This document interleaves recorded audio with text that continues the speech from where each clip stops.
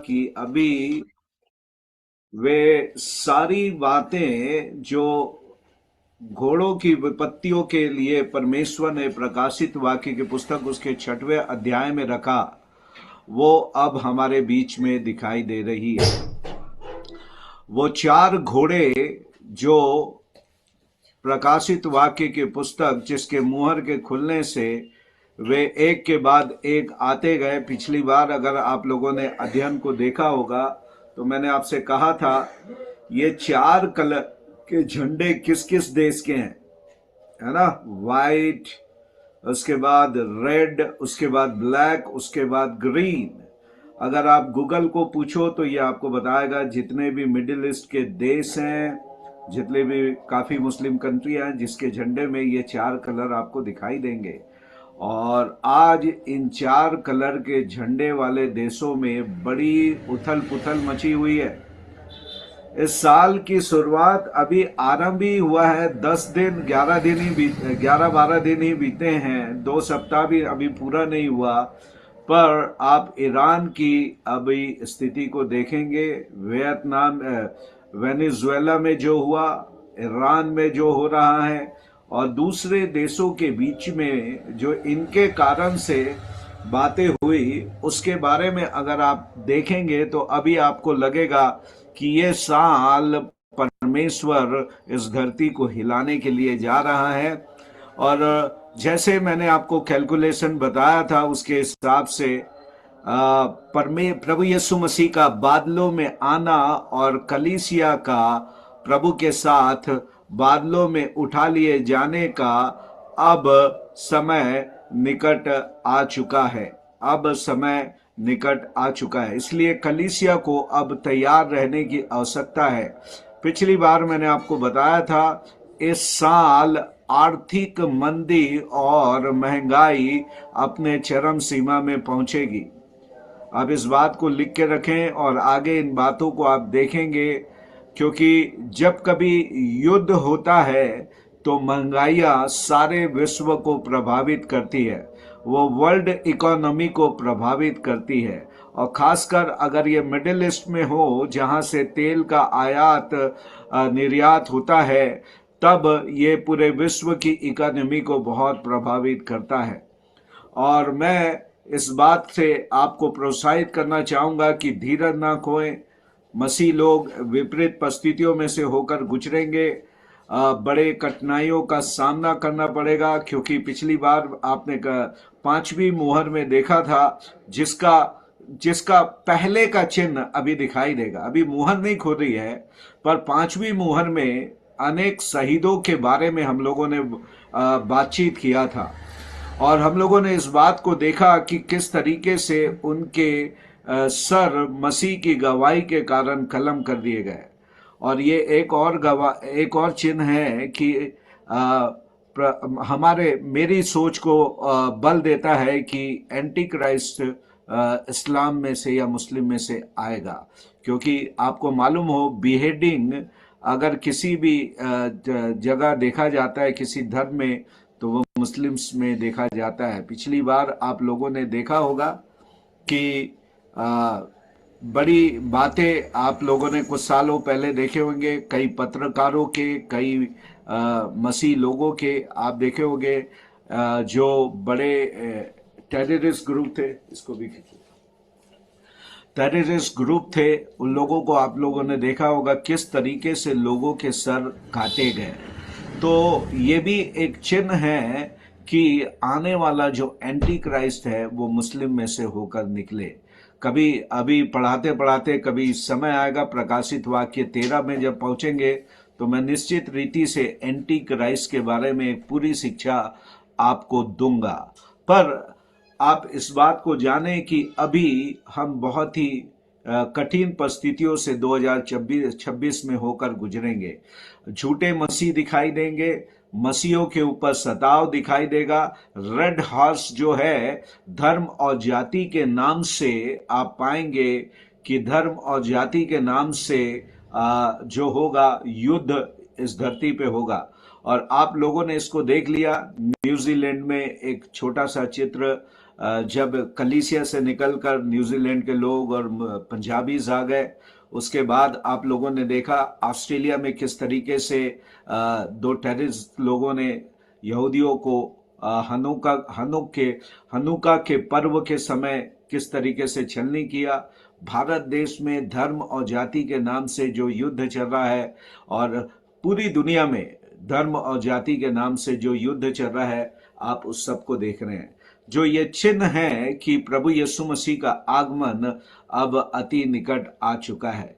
पर मैंने आपको जो डिजाइन बतलाया था कि 6वें अध्याय से लेकर 19 अध्याय तक किस प्रकार से हम चलेंगे, तो फिर मैंने आपको थोड़ी सी रिपीटेशन जल्दी से बोल दूं कि 7 मुहर के बारे में विपत्ति है, 7 तुरही के बारे में विपत्ति है, और उसके बाद 7 कटोरे, परमेश्वर के कोप के कटोरे उंडेले जाएंगे। और तब मैंने आपको बताया था 6 तक के एक सीक्वेंस में जो विपत्तियां वो चलेगी, 6 मुहर तक के खुलेगी, उसके बाद 6 और 7 के बीच में इंटरवेल होगा, गैप होगा, और उसके बाद ही 7वीं तुरही जो होगी या 7वीं मुहर जो होगी वो 7 तुरही को ट्रिगर करेगी या उसको आगे आने की अनुमति देगी। उसी प्रकार 6 तुरही तक लगातार चलेगा और 6 और 7 तुरही के बीच में 4 चैप्टर का गैप है। मुहरों के बीच में 8वें अध्याय का 7वें अध्याय का गैप है, एक ही चैप्टर का इंटरवेल है या गैप है, परंतु तुरियों के मध्य में आप 4 अध्याय के गैप को आप वहां पर देखेंगे। उसी प्रकार से फिर आप 7वीं जो तुरी फूकी जाएगी वो 7 कटोरे को आगे खोलेगी, वो 7 कटोरे को आगे खोलेगी।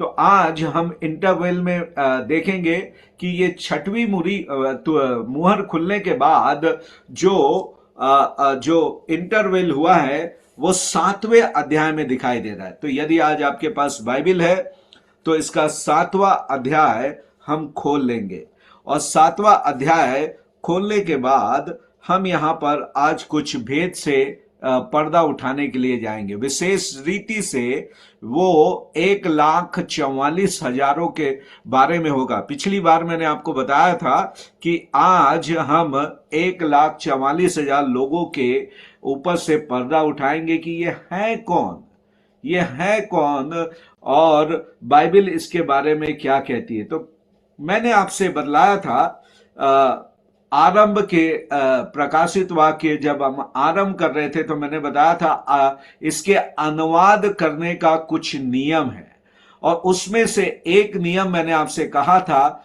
when the plain sense makes sense, seek no other sense, otherwise you will end up in nonsense। जब साधारण अर्थ पूर्ण अर्थ को प्रकट करे तो किसी और अर्थ को ना खोजे, वरना आप अर्थ को अनर्थ में खत्म करेंगे। तो यहां पर भी हम उसी का अनुवाद करते हुए देखेंगे कि लिटरल मीनिंग, इसका जो समझ आ रहा है वो हम देखेंगे। Okay, thank you for spotting मी। मैं भी देख रहा था मैं कहीं गायब हो गया, पर मुझे किसी ने स्पॉट कर दिया, प्रभु का धन्यवाद हो। ओके, तो 7वां अध्याय खोल लें। तो यहां पर 1 से 7-8 आयत तक एक समूह के बारे में वर्णन किया गया। मैं आपके लिए पढ़ूंगा, आप इस बात को देखिएगा अपनी बाइबल में, सब अपनी बाइबल खोल के रखें। इसके बाद मैंने पृथ्वी के चारों कोनों पर 4 स्वर्गदूत खड़े देखे। वे पृथ्वी की चारों हवाओं को थामे हुए थे, ताकि पृथ्वी या समुद्र किसी पेड़ को पर हवा ना चले, किसी पेड़ पे हवा ना चले। फिर मैंने एक और स्वर्गदूत को जीवते परमेश्वर की मुहर लिए हुए पूर्व से ऊपर की ओर आते देखा। उसने उन चारों स्वर्गदूतों से, जिन्हें पृथ्वी और समुद्र को हानि करने का अधिकार दिया गया था, ऊंचे शब्द से पुकार के कहा, जब तक हम अपने परमेश्वर के दासों के माथे पे मुहर ना लगा दें, तब तक पृथ्वी और समुद्र और पेड़ों को हानि ना पहुंचाना। जिन पर मुहर दी गई मैंने उनकी गिनती सुनी। यहां पर बात हो रही है एक समूह की जिनके माथे पे मुहर दी गई है। और ये मुहर का मतलब क्या होता है, क्यों ये मुहर दी गई है? तो यदि आप निकाल ले यहेजकेल नबी की पुस्तक, उसके 9वें अध्याय उसकी 6वीं आयत को हम देखेंगे। ये मुहर लगाने का मतलब क्या होता है? यहेजकेल की पुस्तक उसका 9वां अध्याय उसकी 6वीं आयत, चलिए निकालेंगे अपनी बाइबल में से। यहेजकेल 9 उसका 4, यहेजकेल नबी की पुस्तक उसका 9वां अध्याय उसकी 4थी आयत को देखेंगे। हाँ जी, 6वीं आयत को पढ़ते हैं। यहां पे लिखता है, और यहां पे लिखता है, बूढ़े, युवा, कुंवारी, बच्चे, स्त्रियां सबको मारकर नष्ट करो, परंतु जिस किसी मनुष्य के माथे पर वो चिन्ह हो उसके निकट ना जाना। मेरे पवित्र स्थान ही से आरंभ करो। अतः उन्होंने उन पुरुनियों से आरंभ किया जो भवन के सामने थे। और यदि आप इसको पूरा पढ़ते चले जाएं तो यहां पर आपको मारने वालों के लिए हथियार लेकर, दूसरी आयत में लिखता है 6 पुरुष उत्तर की ओर ऊपरी फाटक के मार्ग से, सेम बातें लिखी हुई है जो प्रकाशित वाक्य में लिखी है ना, यहां पर से लेकर निकले। आप इसको पूरी बात को पढ़ने के लिए, हम समय की कमी के कारण मैंने 6वां आयत को पढ़ा, जो ये कह रहा है जिनके माथे पे मुहर हो उसको नहीं मारना। अर्थात मुहर उन लोगों को प्रोटेक्ट करेगी जिनके माथे पे मुहर है।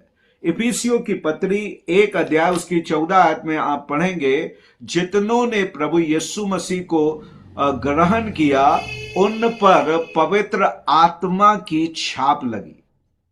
हमारे ऊपर भी छाप लगी है, और जिनके ऊपर पवित्र आत्मा की छाप लगी है, आप इस बात के लिए निश्चित लगे, परमेश्वर आपको वो छाप किसी भी विपत्ति से हानि उठाने के लिए नहीं, परंतु उन हानियों से बचाने के लिए आपको चिन्हित किया गया है। माथे पे चिन्ह लगने का मतलब है you are a separated kind of a people. आप अलग किए हुए लोगों में से हैं, आप कॉमन लोगों में से नहीं हैं। आपको भीड़ में से, कॉमन भीड़ में से अलग किया गया है। आज मैं आपको प्रोत्साहित करना चाहता हूं, जब इस साल में परिस्थितियां विपरीत होगी तो आपको किसी भी प्रकार से डरने की जरूरत नहीं है, किसी भी प्रकार से घबराने की जरूरत नहीं है, क्योंकि आप जो है पवित्र आत्मा के द्वारा चिन्हित किए गए लोग हैं। हालेलुया! आप पवित्र आत्मा के द्वारा सील्ड लोग हैं। वी हैव बीन सील्ड, अंग्रेजी में कहता है we have been sealed by the Holi Spirit. और हम पवित्र आत्मा के द्वारा प्रोटेक्टेड हैं। इसलिए मुश्किलें आएंगी, आने दो, सागर में तूफान उठने दो, हमें डरना नहीं, हमें झुकना नहीं, कार्य कर प्रभु का हमको करना है। हालेलुया! तो यहां पर जो 7वें अध्याय में वापस आ जाएंगे, यहां पर विपत्ति आने के पहले परमेश्वर ने कहा स्वर्गदूतों को रुक जाओ जब तक कि उसके लोगों के ऊपर मुहर ना लगा दी जाए। और ये लोग जो लगाए गए हैं मुहर, उनके बारे में संख्या दी गई है। और यहां पे लिखता है 4 आयत में, प्रकाशित वाक्य 7 का 4 में इस प्रकार से लिखता है, जिन पर मुहर दी गई मैंने उनकी गिनती सुनी, अर्थात इज़राइल की संतानों के सब गोत्रों में से 1,44,000 पर मुहर दी गई। यहां पर 1,44,000 लोग हैं जिनके माथे पर मुहर दी गई, और वो इज़राइल की संतान के गोत्रों में से हैं। इस बात को जानिएगा, अभी इसमें बड़ा मतभेद चल रहा है। आपके घर में जो घर घर घूमकर घूमने आने वाले लोग हैं, जिनको हम यहोवा विटनेस कहते हैं, यहोवा विटनेस या यहोवा विटनेस वाले, जो घर घर आकर बाइबल स्टडी देते हैं, लोगों को डराते धमकाते हैं। आप में से कई लोगों का उनसे आमना सामना हुआ होगा। वे आकर पुराने नियम निकालते हैं और लोगों को कहते हैं वो 1,44,000 जो प्रकाशित वाक्य के 7वें अध्याय में दिया गया है, वे हम लोग हैं।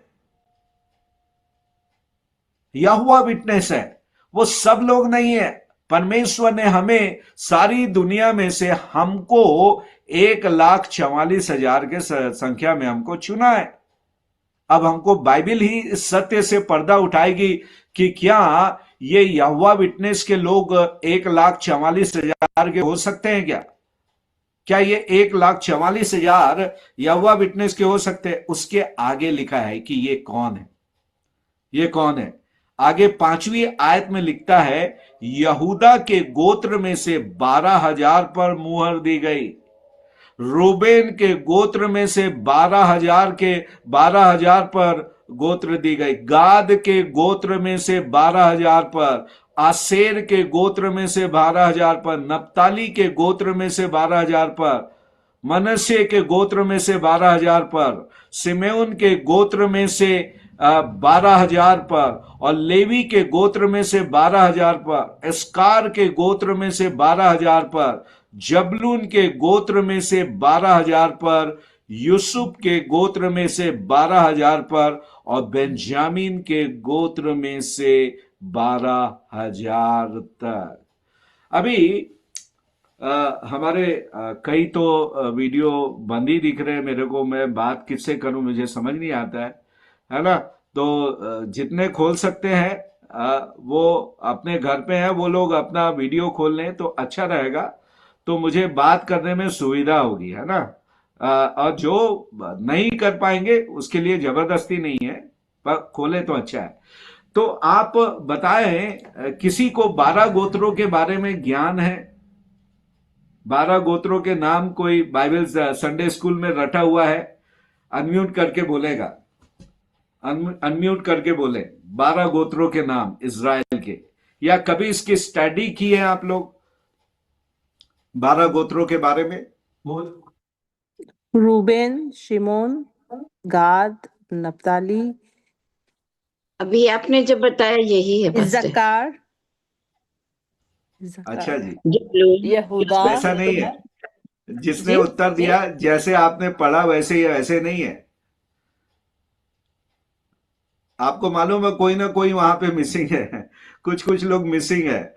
इसलिए मैंने पूछा, अगर आप पढ़े होगे तो आप उसमें उसमें अपनी बाइबल में देखें कि कौन कौन से गोत्र मिसिंग है।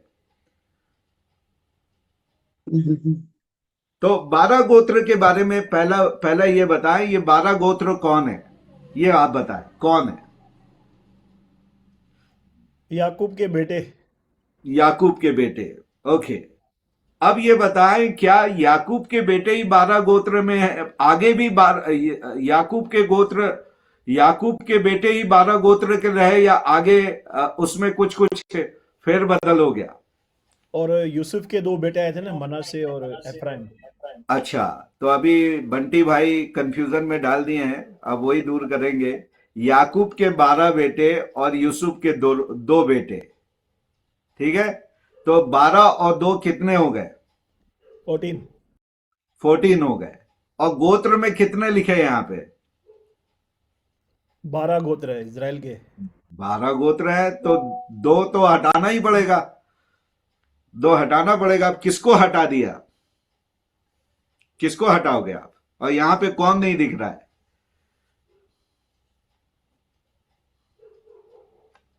दान को हटा दिया। हाँ जी, दान को हटा दिया। हाँ, किसने बोला भाई दान? बहुत ही अच्छा जवाब दिया, जिसने भी जवाब दिया। दान नहीं दिखाई दे रहा है यहाँ पे। और कौन नहीं दिखाई दे रहा है? मैंने जवाब। हाँ जी, दान के अलावा एक और गायब है जो यूसुफ के बेटे में से आ गया था। उसका नाम है एप्रेम।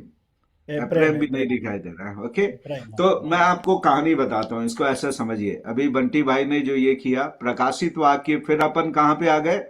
पुराने नियम में। प्रकाशित वाक्य बार बार हमको पुराने नियम में लेके जाता है। तो आपको मालूम हो कि याकूब के 12 बेटे थे और बाद में यूसुफ के 2 बेटे उसमें शामिल कर दिए गए, तो 2 को निकलना है। तो 2 कौन निकले, किसी को मालूम है? ये तो मालूम होगा, ये सिंपल क्वेश्चन है। 2 जो बाहर गए उनके नाम बता सकता है कोई? किसे परमेश्वर ने अपनी सेवा के लिए अलग कर लिया? याजक किसके गोत्र में से निकले? अरे इससे ज्यादा हिंट नहीं मिल सकता। लेवी लेवी लेवी लेवी। लेवी नहीं मिलेगा आपको। एक तो लेवी बाहर हो गया और याकूब का एक बेटा और बाहर हुआ जिसके बदले में 2 अंदर आ गए। कौन बाहर हुआ जिसके बदले 2 आ गए? दान यीशु दान। यूसुफ बाहर हुआ, यूसुफ बाहर हुआ और उसके 2 बेटे अंदर आ गए। Right, okay.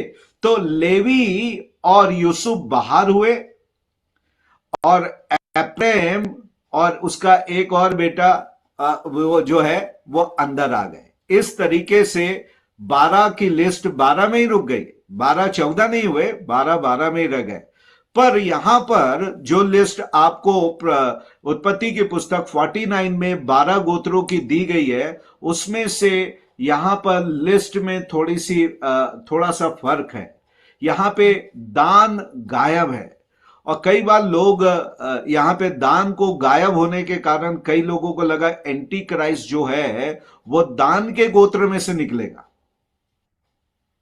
दान के गोत्र में, क्योंकि उत्पत्ति की पुस्तक 49 आप घर में अपने लिए पढ़िएगा तो आप पाएंगे जब 12 गोत्रों के लिए यूसुफ भविष्यवाणी कर रहा था, याकूब भविष्यवाणी कर रहा था उनको आशीर्वाद देते हुए, तो उसने दान के लिए कहा कि तू जंगल के सर्प की तरह है, जहरीले सर्प की तरह है, जहरीले सर्प की तरह है। तो उसको सर्प कहने का मतलब कई लोगों ने समझा कि एंटी क्राइस्ट जो है, पुराने जो प्रचारक होते थे उन लोगों ने कहना आरंभ किया कि दान के गोत्र में से यहां पर एंटी क्राइस्ट आएगा। पर यदि आप प्रकाशित वाक्य की पुस्तक उसके 21 अध्याय में 12 गोत्रों की लिस्ट को फिर से देखोगे तो दान उसमें शामिल है। जब नया यरूशलेम उतरा और उस नए यरूशलेम के उतरने पे जो पिलरों पे या वहां पे जो 12 गोत्र के नाम दिए गए हैं, आपको वहां पे दान मिलेगा। 1000 साल के राज्य में दान मिलेगा। इसका मतलब दान को प्रभु ने निकाल ही नहीं दिया है। यहां की लिस्ट में वो गायब है, वो यहां पे दिखाई दे रहा है। एप्रेम यहां पर गायब है, वो दिखाई दे रहा है। एप्रेम और दान क्यों गायब है इसके बारे में मैं आपको बतलाऊं। आपको मालूम होगा इज़राइल में 3 राजाओं तक एक ही देश था। थोड़ा सा आपको इसको समझना है, ये ज्यादा लोग नहीं बताते हैं। 3 राजाओं के तक इज़राइल एक था। जैसे कि इज़राइल का पहला राजा साउल, उसका दूसरा राजा दाऊद और उसका तीसरा राजा सुलेमान। ये तीनों ने पूरे इज़राइल के ऊपर राज्य किया। राइट, आप लोगों के ये सब ये मालूम होगा। उसके बाद क्या हुआ, जब सुलेमान की मृत्यु हुई तो उसका एक सेवक था यरोबाम है, यरोबियाम है ना, और उसका बेटा था रहोबियाम। ये दोनों के बीच में मतभेद हुआ क्योंकि यरोबाम ने देश के ऊपर कैप्चर करना चाहा और उसके बाद रहोबियाम और यरोबियाम में इज़राइल के 12 गोत्र डिवाइड हो गए। आपको यह मालूम होगा, डिवाइडेड किंगडम जिसको बोलते हैं, जो 10 और 2 में बढ़ गए। 10 जो गोत्र थे वो एक तरफ हो गए और 2 जो गोत्र थे वो एक तरफ हो गए। और दो गोत्र जो एक तरफ हो गए वो बेंजामिन और यहूदा थे। जो यहूदा का किंगडम है ना, यहूदा का राज्य जो बना वो उसमें आया। और इज़राइल की तरफ करीब 10 गोत्र के लोग होते थे।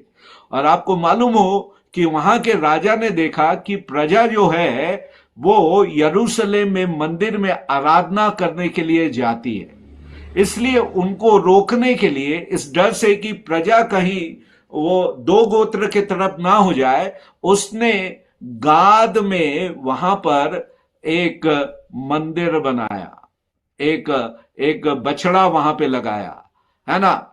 एप्रेम में, वहां पर एप्रेम में एक बछड़े का निर्माण किया, एक मूर्ति का निर्माण किया, और उनसे ये आज्ञा निकली कि अब कोई आगे यरूशलेम में मंदिर में प्रार्थना के लिए नहीं जाएगा, वो यही प्रार्थना करेंगे। और इसलिए मूर्ति पूजा के बारे में बाइबल में व्यवस्था कहती है कि यदि कोई मूर्ति पूजा पे लिप्त होगा तो उसका नाम परमेश्वर अपनी पुस्तक से काट देगा। तो आप पाओगे कि ये 2 गोत्र जिनके नाम वहां से हट गए हैं, एक तो है दान और दूसरा जो है एप्रेम, इन दोनों के नाम हटने का कारण है ये दोनों मूर्ति पूजा पे लिप्त हुए, ये मूर्ति पूजा पे लिप्त हुए। और इनके नगरों में जो जगह इनको बांटी गई थी, अलॉट की गई थी, वहां पे बड़ी अन्य जाति मूर्तियों की स्थापना हुई, जिसके कारण से परमेश्वर ने 1,44,000 के झुंड से इनको हटा लिया। तब मैं आपको बतलाता हूं और एक भेद की बात। तो 1,44,000 ये 2 गोत्र इसलिए हटा दिए जा रहे हैं क्योंकि इन्होंने मूर्ति पूजा की, क्योंकि 12 गोत्रों को जिनको परमेश्वर प्रकाशित 7 में चुन रहा है, उनको एक खास उद्देश्य से अलग कर रहा है, एक खास उद्देश्य से इनको अलग कर रहा है। इसलिए अलग कर रहा है कि ये परमेश्वर की योजना को इस 7 साल के क्लेश काल में पूरा करे। और ये खास योजना ये है कि दूसरा पत्रस 3 उसके 9वें अध्याय में बाइबल कहती है, परमेश्वर दुष्ट के मरने से प्रसन्न नहीं होता, परंतु ये चाहता है कि सबको मन फिराव का अवसर मिले और वे नाश ना हो और वे उद्धार को प्राप्त करें। और परमेश्वर इस 7 साल के क्लेश काल में भी लोगों को अवसर दे रहा है कि वे अपने मन को फिराएं और परमेश्वर के लिए विश्वास योग्य रहकर आने वाले, ये तो केवल विपत्ति है 7 साल की, इसके बाद जो अनंतकालीन नरक की आग आ रही है उससे बचने का मौका दे रहा है। तो ध्यान से सुनिएगा, ये 1,44,000 को प्रभु इसलिए चुन रहा है, पहली बात कि इनको किसी भी प्रकार की विपत्ति से मृत्यु ना आए, किसी भी प्रकार की विपत्ति से इनको मृत्यु नहीं आए। क्योंकि यहेजकेल में हमने पढ़ा कि जिनके माथे पे मुहर लगी हुई है वो किसी भी प्रकार की तलवार से मारे नहीं जाएंगे, किसी भी प्रकार के तलवार से मारे नहीं जाएंगे। और परमेश्वर इनको इस 7 साल में जिंदा इसलिए रख रहा है कि ये 7 साल में परमेश्वर के राज्य का प्रचार करेंगे, परमेश्वर के राज्य का प्रचार करेंगे। इसके आगे अभी मैं आप लोगों को 2 गवाह के ऊपर से भेद, पर्दा हटा के भेद प्रकट करूंगा कि ये 2 गवाह कौन है। ये 2 गवाह कौन है जो 3.5 साल के क्लेश के आरंभ में ही, पहले हाथ में ही ये अपनी मिनिस्ट्री को देंगे और 11वें अध्याय में इनकी मृत्यु हो रही है।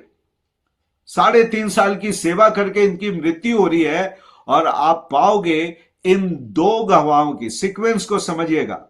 ये 2 गवाह जो प्रकाशित 11 में है, ये 11 में है इसलिए आप यहां पे उनको मत समझो कि ये यहां पे पैदा हो रहे हैं। बाइबल बतलाती है इनको 3.5 साल तक के इस धरती पे विपत्तियों को गिराने और परमेश्वर के लोगों को प्रचार करने का अवसर परमेश्वर ने दिया है।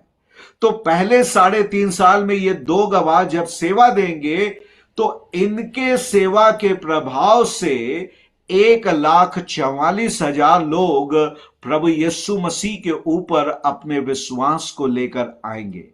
और ये 1,44,000 को प्रभु इसलिए सील कर रहा है कि इनके ऊपर किसी भी प्रकार का दंड का प्रभाव ना पड़े, क्योंकि इनको इस पूरे 7 साल में परमेश्वर के सुसमाचार प्रचार करने का इनको परमेश्वर ने इनके लिए योजना बनाया। जब ये 1,44,000 7 साल के बीच में प्रचार करेंगे, तो इसके प्रचार का फल पिछली बार भी मैंने आपको बतलाया था, पढ़िएगा, पिछली बार भी मैंने आपको बताया था, इनके प्रचार के प्रभाव से 9वें आयत में क्या लिखा है देखिएगा। 7वां अध्याय उसकी 9वीं आयत, प्रकाशित वाक्य की पुस्तक उसका 7वां अध्याय उसकी 9वीं आयत। इसके बाद मैंने दृष्टि की और देखो, हर एक जाति और कुल और लोग और भाषा में से एक बड़ी भीड़, जिसके कोई गिन नहीं सकता था, श्वेत वस्त्र पहने, अपने हाथों में खजूर की डाली लिए हुए और सिंहासन के सामने और मेमने के सामने खड़ी है, और बड़े शब्द से पुकार कर कहती है, उद्धार के लिए हमारे परमेश्वर का जो सिंहासन पर बैठा है और मेमने का जय जयकार हो। और सारे स्वर्गदूत और सिंहासन और प्राचीनों और चारों प्राणियों के चारों खड़े हैं, वे सिंहासन के सामने मुंह के बल गिर पड़े और परमेश्वर को दंडवत करके कहा, आमीन। हमारे परमेश्वर की स्तुति, महिमा और ज्ञान और धन्यवाद, आदर और सामर्थ और शक्ति युगान युग बनी रहे। फिर एक प्राचीन ने उससे पूछा, ये श्वेत वस्त्र पहने हुए कौन है और कहां से आए हैं? मैंने उससे कहा, यूहन्ना ने कहा, स्वामी तू ही जानता है। उसने मुझसे कहा, ये वे हैं जो महाक्लेश में से निकल कर आए हैं, और इन्होंने अपने वस्त्र मेमने के लहू से धोकर श्वेत किए हैं।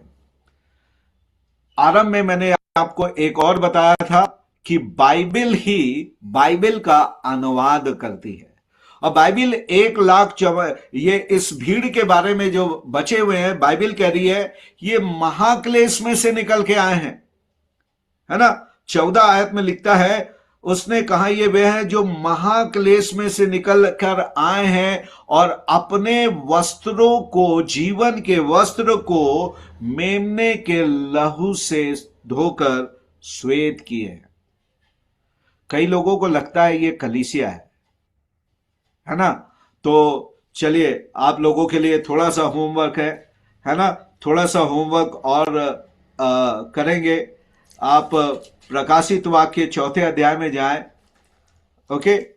प्रकाशित वाक्य 4था अध्याय और उसकी 4 आयत को देखेंगे, है ना। 4 आयत को देखेंगे और यहां पर प्रकाशित वाक्य 7 अध्याय और उसकी 9वीं और 10वीं आयत को देखेंगे, और इसमें क्या मिसिंग है ये आप मेरे को बताओगे। क्या चीज मिस कर रहा है आप अपनी बाइबल से देख के बताओगे। मुझे ये पता लग जाएगा कि किसकी बाइबल खुली है और किसकी बाइबल नहीं खुली है, ठीक है। तो जिसकी बाइबल खुली होगी तो वो तो पढ़ेगा और बताएगा, और जो बाइबल नहीं खोला हुआ वो मैं समझ लूंगा, है ना। टीचरों के पास अनेक ये रहते हैं पता करने का, कौन बाइबल स्टडी कर रहा है, मास्टर कौन जी, क्या मैं कर रहा है। प्लीज एक बार फिर रिपीट कीजिए ना। हाँ, प्रकाशित वाक्य की पुस्तक उसका 4था अध्याय, यह हम पढ़ चुके हैं, उसकी 4थी आयत को, और प्रकाशित वाक्य 7वां अध्याय उसकी 9 और 10 आयत को। क्या क्या भिन्नता आपको दिखाई दे रही है और क्या क्या समानता दिखाई दे रही है, आपको बतलाना है। भिन्नता और समानता। ये लोग श्वेत वस्त्र पहने हुए हैं, ये समानता है कि भिन्नता है? ये भिन्नता है उनसे जो अरे, हमने पढ़ा उसमें। नहीं, प्रकाशित उसमें वाक्य भी 7वें श्वेत वाले भी। वस्त्र है।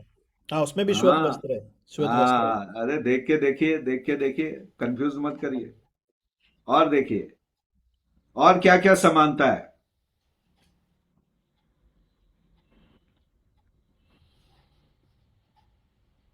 चारों ओर 24 सिंहासन है और इन सिंहासनों पर 24 प्राचीन। क्या बोला? उसमें 24 प्राचीन है। अच्छा, हम्म, उसमें 24 प्राचीन है, ठीक है। 4 ओके। के 4 में ओके। 24। हाँ। ओके। और कुछ? इसके बाद मैंने दृष्टि की, देखो एक जाति कुल लोग और परिभाषा जैसे सिंहासन के सामने बैठे हैं। हाँ, सिंहासन के सामने। ये अच्छा, समानता है, भिन्नता है? ये खड़ी हैं, बाइबल में लिखा है ये मेमने के सामने खड़े देखिए, हैं, खड़े हैं, अभी स्टैंड। आप लोग पजल गेम खेल रहे हैं ना, तो अभी आपको छोटे छोटे भिन्नता दिखेंगे। आप देखिएगा। सातवें अध्याय च- में लिखा है, खड़े हैं। हाँ, आप देखिए, चर्च के लोग सताव में से निकल के आए हुए लोगों से ज्यादा आदरणीय हैं, इस बात को जानिएगा। प्रेज आप यहां गॉड। पे देख रहे हैं, चर्च के जो संत लोग हैं और जो सताओं के बीच में से जो संत लोग हैं, उनमें भिन्नताएं भी है, समानता में है। श्वेत वस्त्र दोनों को मिला है ना?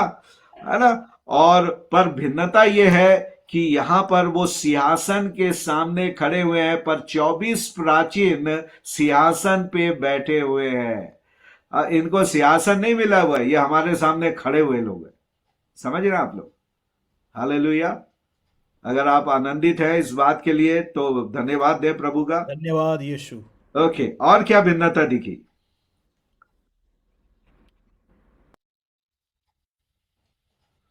इनके हाथों में क्या दिखाई दे रहा है? चलिए मैं आपकी मदद करता हूं। हाथों में खजूर क्या की दिख रहा है? डालियां खजूर की डालियां, डिफरेंस है।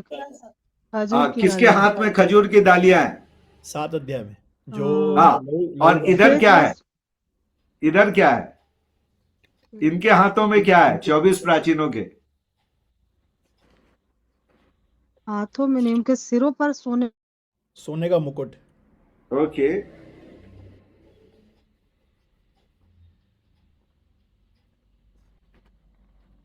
इनके सिरों पर सोने का मुकुट है, श्वेत और वस्त्र उनके पहने। सिर पे, उनके सिर पे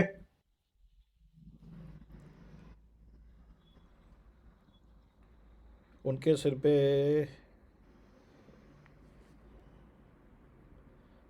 मेमने के सामने खड़ी है, उसमें खाली श्वेत वस्त्र लिखा हुआ है पास्टर जी, बस आप देखिएगा, मैंने आपको मुकुट थोड़ा नहीं सा है। सीमित कर दिया। पर आगे पढ़ेंगे तो 24 प्राचीनों के हाथ में आपको वीणाएं मिलेगी। 4 और 5 हम लोग जब पढ़े थे तो आप ये वीणा बजाकर प्रभु के लिए गीत गा रहे हैं। इनके हाथ में वीणा नहीं है, उनके हाथ में केवल खजूर की डालियां हैं, है ना?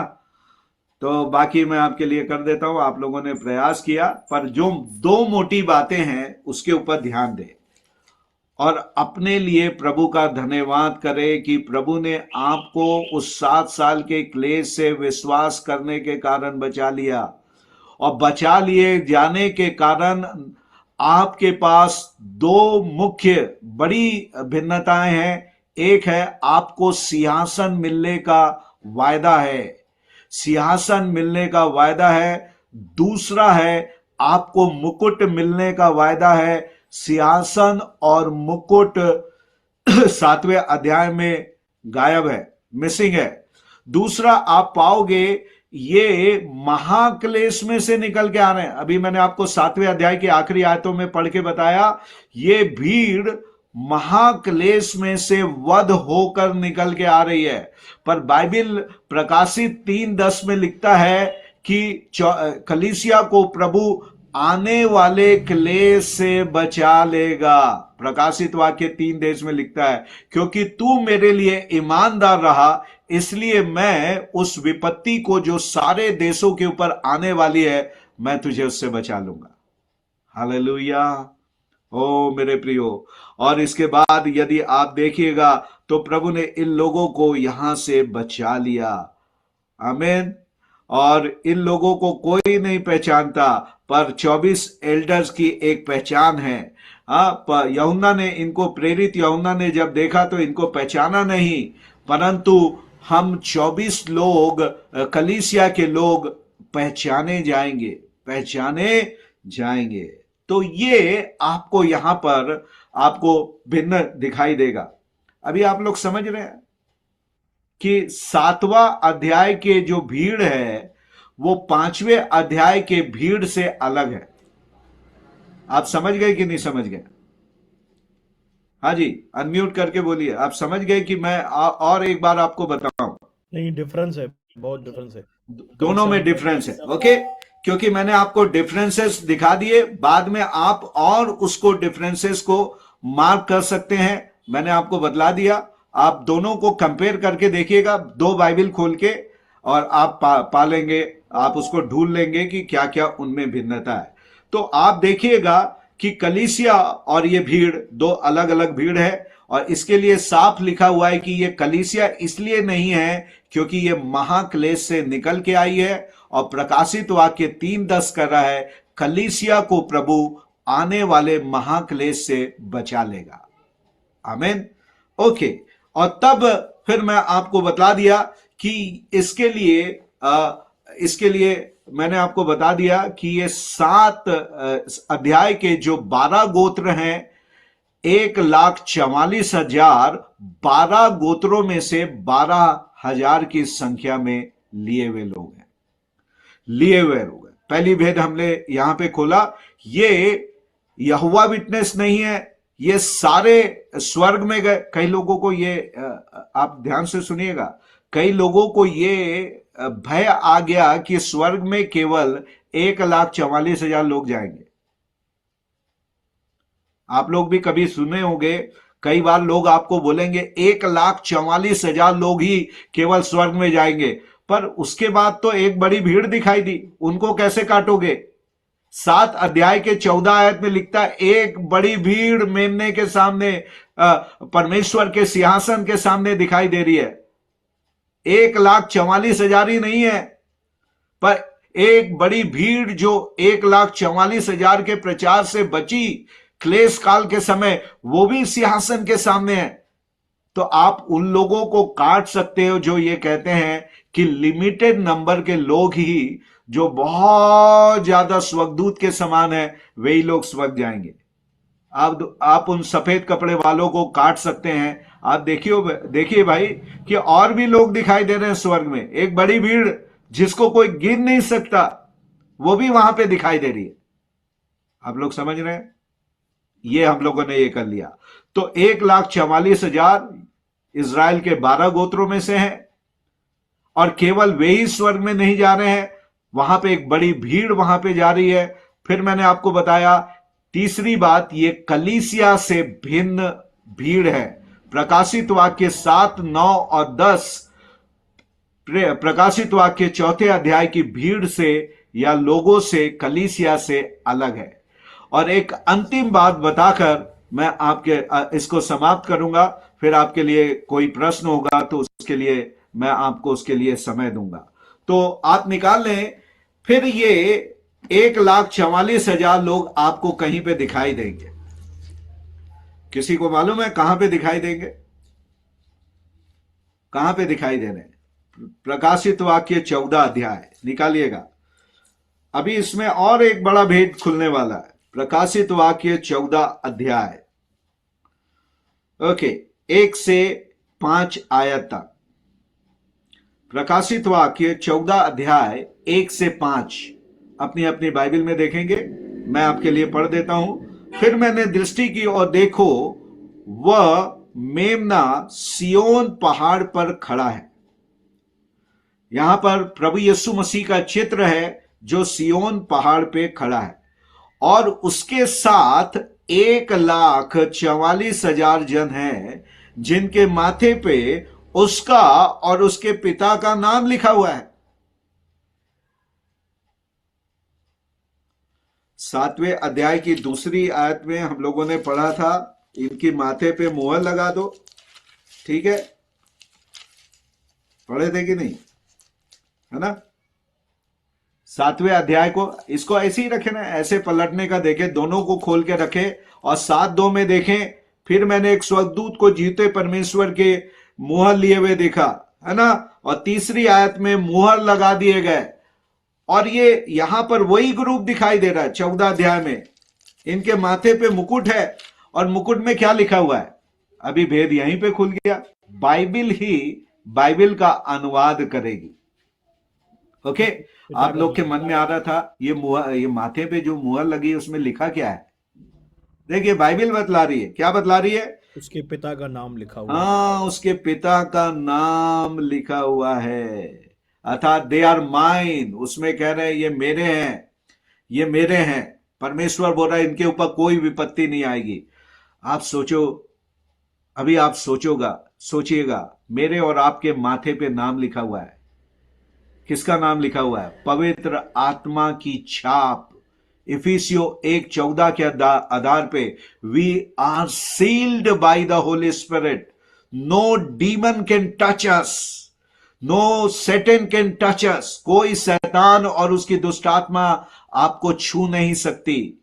आपके नींद को प्रभावित कर सकती है, शरीर को थोड़ा सा प्रभावित कर सकती है, पर कोई दुष्ट आत्मा आपको पीड़ित नहीं कर सकती। आपको सामना करते हुए कहना है, ऐ शैतान, तेरा मुझ में कोई लेना देना नहीं, मेरे सामने से दूर चले जा, और वो आपके सामने से दूर चले जाएगा। परमेश्वर ने मेरे और आपको डर और भय की नहीं, परंतु सामर्थ और प्रेम और संयम की आत्मा दी गई है। We are sealed by the Holi Spirit. आप देखिएगा, जहां कहीं भी चिन्ह आया वो मृत्यु को रोका है। आपको मालूम है पहला चिन्ह मृत्यु से रोकने के लिए क्या था?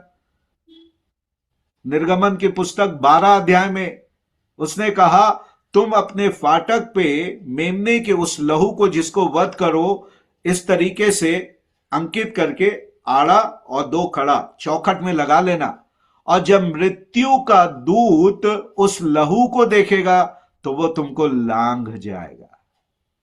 आमीन। आज मेरे और आपके ऊपर मृत्यु के दूत को हानि पहुंचाने का हक नहीं है, क्योंकि मेरे और आपके ऊपर मेमने का लहू और पवित्र आत्मा की छाप है।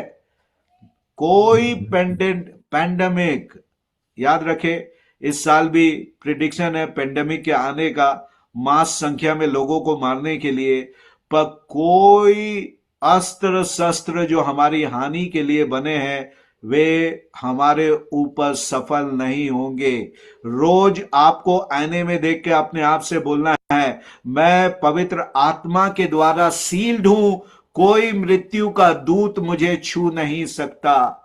क्योंकि इजराइलियों को मेमने के लहू के कारण वो छू नहीं पाया। 1,44,000 को विपत्तियां छू नहीं पाई, क्योंकि उनके माथे में चिन्ह है। उसी प्रकार मैं भी चिन्हित हूं। और यहां पर 14 अध्याय में वापस आ जाएं, यहां पर 1,44,000 वहां पे दिखाई दे रहे हैं। और स्वर्ग से मुझे एक ऐसा शब्द सुनाई दिया। देखिएगा, बड़े ध्यान से पढ़ेंगे तभी बाइबल का अनुवाद होता है। एक बात मैं और आपसे कहता हूं, अगर आप वाकई में बाइबल को अध्ययन करना चाहते हैं, आप देखिएगा, जो मुझे माफ करेंगे, कुछ अगर वेजिटेरियन होंगे तो वो लोग मुझे माफ करेंगे। हम तो प्योर नॉन वेजिटेरियन से आते हैं, और नॉन वेजिटेरियन लोगों को नॉन वेज बहुत पसंद आता है। और जो खास लोग होते हैं वो हड्डियां तक के चबा जाते हैं, है ना, हड्डियों को बड़े चाव से खाते हैं और उसके पूरे स्वाद और आनंद को लेते हैं। तो मैं आपको बता रहा हूं, और खासकर जो और भी लोग होते हैं, हमारी एक भांजी है, वो अभी 4 साल की हुई है, उसको नली पसंद है। मैंने बोला यार, एक दिन हम बाजार से लाए इतनी झाल वाली, उसने पूरी निगल ली, उसने सुड़ुब करके, पूरा छोड़ा नहीं, उसने खा लिया। इसका मतलब है, आप नली जो लोग खाते हैं उनको मालूम होगा, वो देखते हैं कि वो पीस मिले, क्योंकि नली के अंदर एक मैरो होता है, उसको लोग स्वालो करते हैं ना, उसको खाते हैं, उसका एक अलग ही स्वाद होता है ना। तो आप पाएंगे बाइबल को भी इसी रीति से अगर आप छोटे छोटे शब्दों में पढ़ोगे तो आपको बड़ा मिलेगा। देखिए, मैं आपको पढ़ के बताता हूं लोग कैसे पढ़ते हैं। 14 अध्याय पहली आयत, कैसे आप लोग या लोग कैसे पढ़ते हैं। फिर मैंने दृष्टि की और देखो, वह मेमना सिय्योन पहाड़ पर खड़ा है, और उसके साथ 1,44,000 जिनके माथे पर उसका और उसके पिता का नाम लिखा हुआ है। ऐसे पढ़ने से कुछ नहीं आएगा, है ना। आपको पढ़ना कैसे है, दूसरी आयत को मैं पढ़ के बतला रहा हूं आपको। पढ़ना रुक रुक के पढ़ना। और स्वर्ग से, आप रुक गए और चित्र बनाए। अभी जो हो रहा है ये स्वर्ग से हो रहा है, उसके आगे क्या लिखता है? मुझे एक ऐसा शब्द सुनाई दिया जो जल की बहुत धाराओं और बड़े गर्जन का सा शब्द था। अभी आपको मुझे बतलाना है किसका शब्द कहां से और किसको सुनाई दिया। 3 बातें आपको बनाना है। किसका शब्द किसको और कहां से सुनाई दिया? स्वर्ग से गर्जन का शब्द यूहन्ना हाँ, को सुनाई।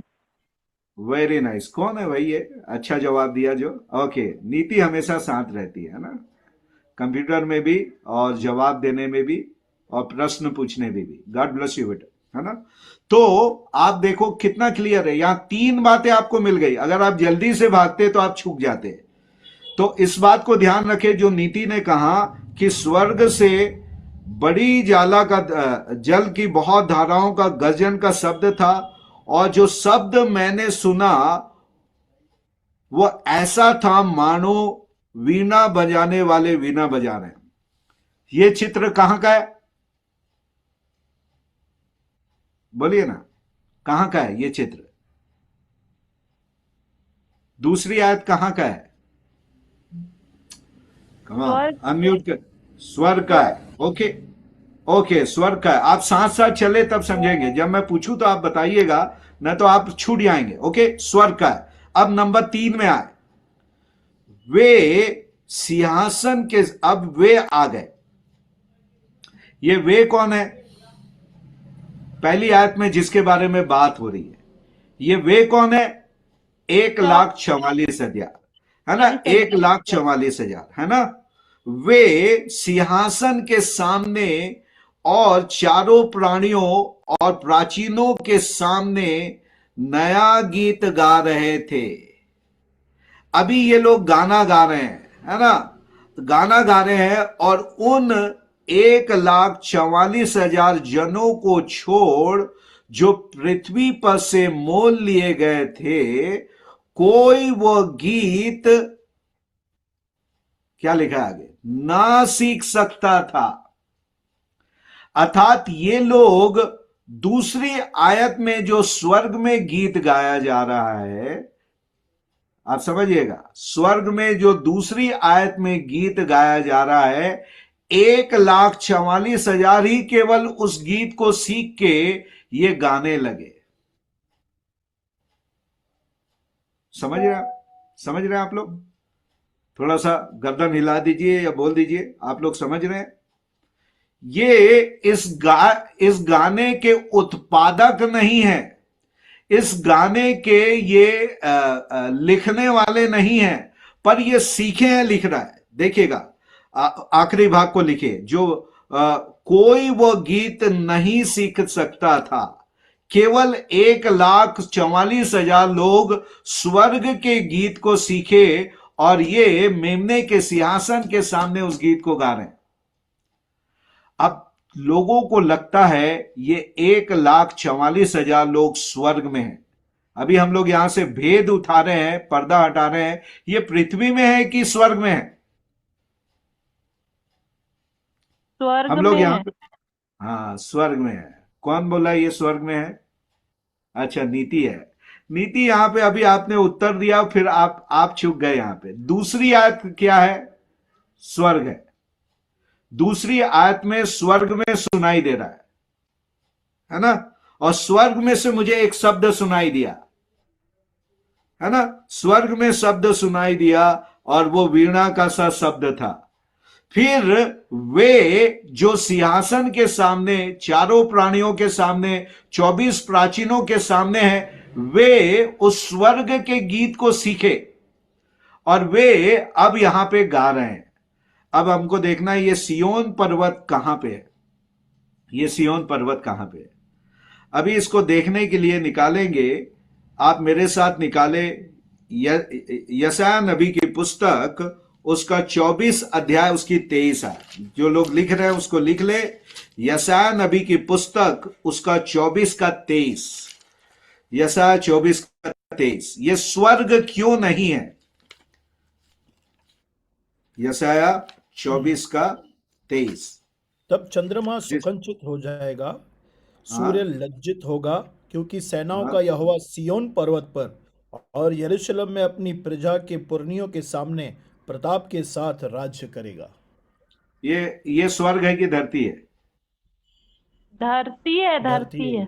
ये धरती है। देखो, आपको धरती के सबूत दिखा रहे हैं, धरती के सबूत दिखा रहे हैं कि ये सिय्योन पर्वत पर, यरूशलेम के पर्वत को सिय्योन पर्वत भी कहा जाता है। और अभी आपको बताएंगे, है ना। ये एक आयत, इसको आप मार्क करके रख लें, लिख लें, और एक आयत को पढ़िएगा। भजन संहिता 2:6, भजन संहिता 2:6।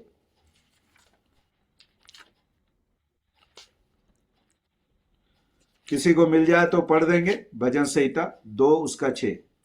मैं तो अपने ठहराए हुए राजा को अपने पवित्र पर्वत सिय्योन की राजगद्दी पर बिठा चुका हूं।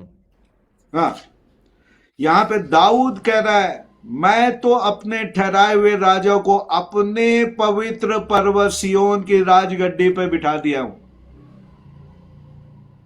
ये धरती की बात कर रहा है, अर्थात यीशु मसीह सिय्योन पर्वत के ऊपर बैठकर सारी दुनिया में 1000 साल तक के राज्य करेंगे।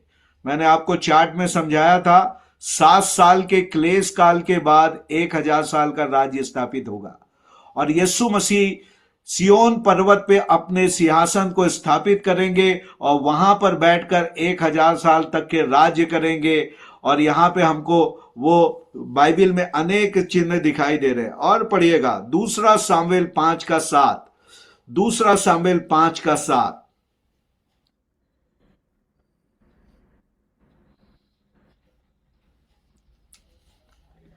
तो भी दाऊद ने सिय्योन नामक गढ़ को ले लिया, वही दाऊदपुर भी कहलाता है। सिय्योन नामक जगह को दाऊद ने खरीद लिया, जो दाऊदगढ़ भी कहला रहा है। ये सिय्योन धरती पे भी है, ये धरती के सिय्योन की बात हो रही है। और एक आयत को पढ़िए, मीका 4:7, मीका नबी की पुस्तक, उसका 4, उसका 7।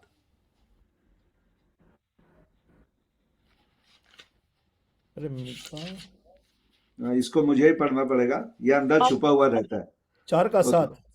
और लंगड़ों को मैं बचा रखूंगा और दूर किए वो को एक सामर्थी जाति कर दूंगा, और यहोवा उन पर सिय्योन पर्वत के ऊपर से सदा राज्य करेगा, है ना। और हे एदेर के गुम्मत, हे सिय्योन की पहाड़ी, पहली प्रभुता अर्थात यरूशलेम का राज्य तुझे मिलेगा।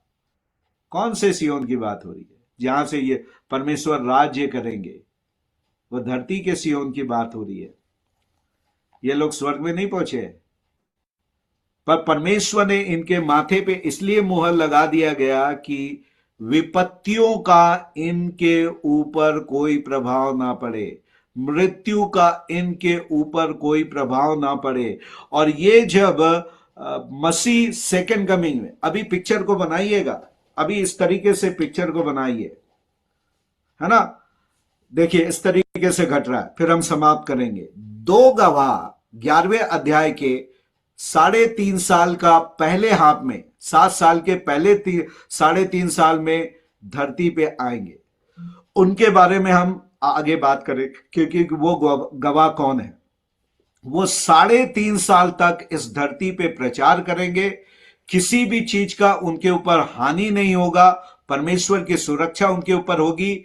और फिर 11वें अध्याय में अथाह कुंड से इब्लिस निकलकर ये 2 गवाहों को मार देगा। मरने से पहले इनकी सेवा के प्रभाव से 1,44,000 लोग उद्धार के अनुभव में आएंगे। प्रभु उद्धार के अनुभव में आने के कारण इनके माथों को चिन्हित करेगा कि किसी प्रकार की विपत्ति का प्रभाव इनको ना पड़े। और एलिया या 2 गवाहों के जो ये 1,44,000 चेले हैं, ये 7 साल तक इस धरती के ऊपर प्रचार के कार्य को करेंगे। इनके प्रचार का प्रभाव या रिजल्ट प्रकाशित वाक्य 7, 9 और 10 में एक बड़ी भीड़, हर एक जाति, कुल, भाषा में से लोग निकलकर प्रभु यीशु मसीह के पास आएंगे। आप ऐसा ना सोचे कि 7 साल के क्लेश काल में किसी का उद्धार नहीं होगा, ऐसा नहीं है। एक बड़ी भीड़ आ रही है, पर कीमत चुका के उनके सर धड़ से अलग किए जा रहे हैं, एक कठिन पेमेंट करके, एक कठिन कीमत चुकाकर वो परमेश्वर के राज्य में आ रहे हैं। ओके, तो 1,44,000 को कोई नुकसान नहीं लगेगा, क्योंकि उनके माथे पे मुहर है। वो जिंदा 7 साल क्रॉस करेंगे, और जब ये 7वें साल के आखिरी भाग में आएंगे, तो आपको मैंने बताया था प्रभु यीशु मसीह कलीसिया के साथ प्रकाशित वाक्य 19 पे जैतून पहाड़ के ऊपर अपने कदम को रखेगा। दैट्स कॉल्ड सेकंड कमिंग, जो रैप्चर से अलग है। और फिर मैंने आपको मत्ती 24 में से बताया था कि एक ले लिया जाएगा, एक छोड़ दिया जाएगा। जो ले लिए गए हैं वो नरक की आग में डालेंगे, क्योंकि क्या लिखा है आपको मालूम होगा, वो गेहूं को तो अपने खत्ते में इकट्ठा करेगा, परंतु भूसी को आग में जलने के लिए डाल देगा। ओके, तो वो जो छोड़ दिए गए और 1,44,000 जो जीवित हैं, वो प्रभु यीशु मसीह के साथ जब वो धरती पे आएंगे, जीवित 1,000 साल के राज्य में प्रवेश करें।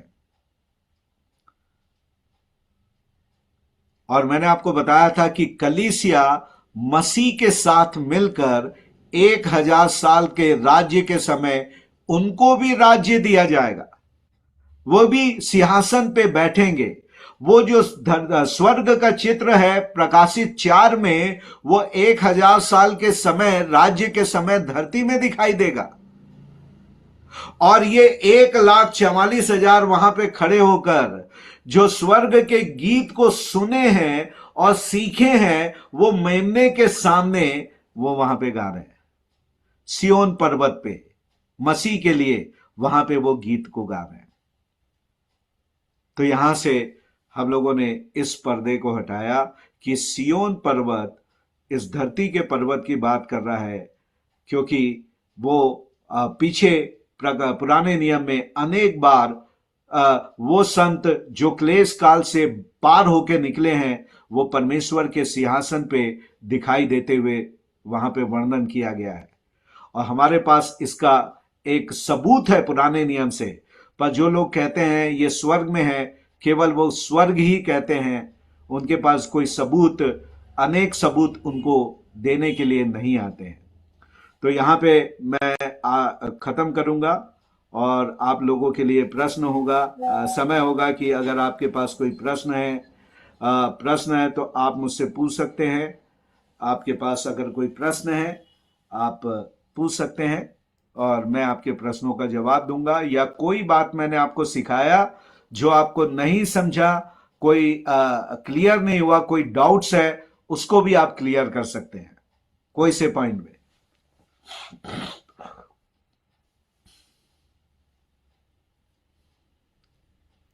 पास्टर जी, ये जो 1,44,000 है, ये 2 गवाहों का प्रचार सुन के मतलब प्रभु के पीछे चलेंगे? यस, इसका सबूत क्या है? मलाकी की पुस्तक उसका 4था अध्याय